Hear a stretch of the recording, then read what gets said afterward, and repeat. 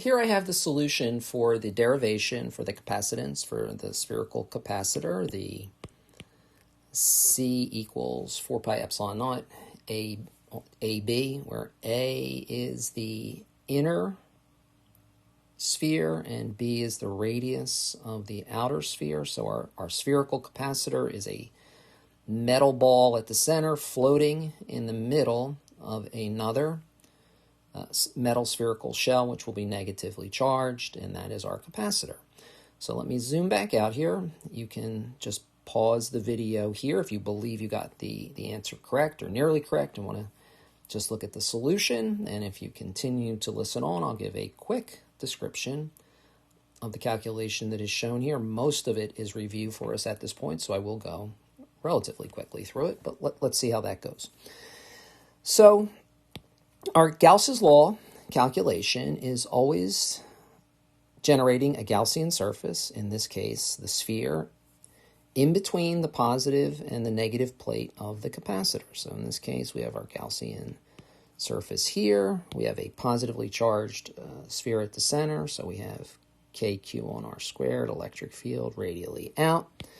We have our n hat vector perpendicular to the surface of the sphere, so as we get our cosine of 0, the electric field by symmetry is constant on the surface, and we should add here very quickly by symmetry for completeness, and we get the result that I think we would expect. We've seen a number of times at this point, is that E equals 1 on 4 pi epsilon naught Q on R squared, and notice the Q enclosed equals all of it. So that's the total charge. We assume our capacitor is fully charged, so Q enclosed equals Q, all of it.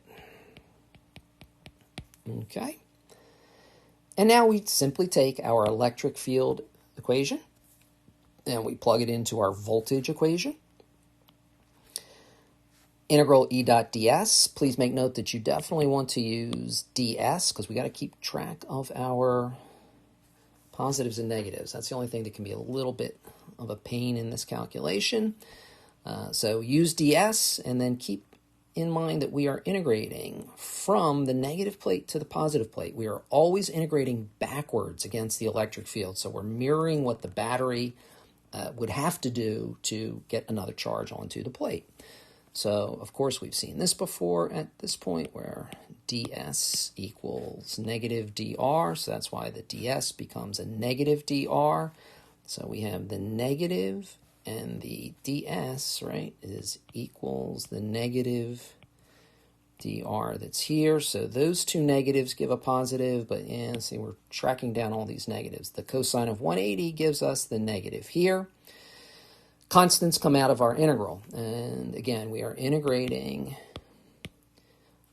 final, the inner radius, initial, B, the outer radius, so B is here, A is here, so we're integrating going from B to A, and now I think we're in business to pretty quickly complete this derivation. So the 1 on 4 pi q, remember q is all of it, that comes out, so that's this here.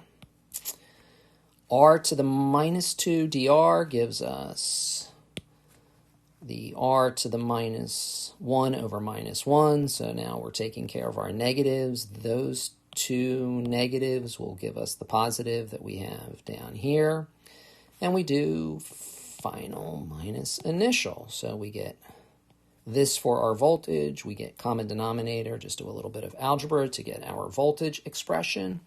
We will take our voltage expression, plug it into C equals Q on V. Our Q's cancel out, and voila, we have our answer. So I'm going to zoom back out here.